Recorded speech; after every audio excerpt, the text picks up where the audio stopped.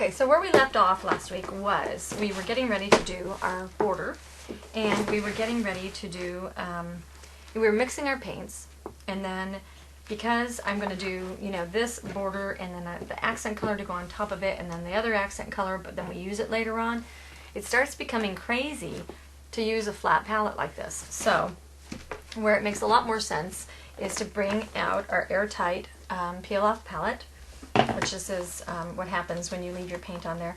If you get little dried things, if you soak it in warm water or something like that, those will come off easily.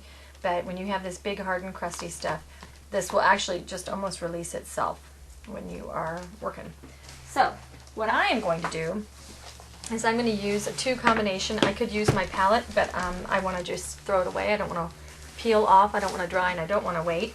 So I'm going to mix my colors onto here, and then I'm going to store them into these little bins right here as I go, and then this is going to last me for the whole entire project, and I don't have to keep mixing and mixing, which I like much better.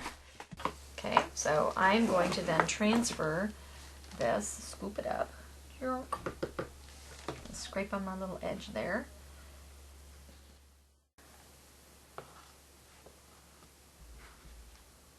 You know, the reality is, in painting, you're almost never going to have every paint that you ever need.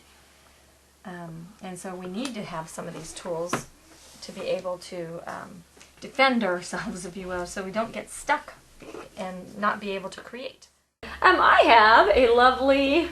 I was admiring the colors here. That's right. And so this is the palette from when we finished the grapes wine, Lazy Susan. No wonder I like those colors. And so it is a palette, and it does all go together, which is kind of fun. But what I was having an immense amount of fun after I got done. It's crazy how much fun I have doing weird things, I guess.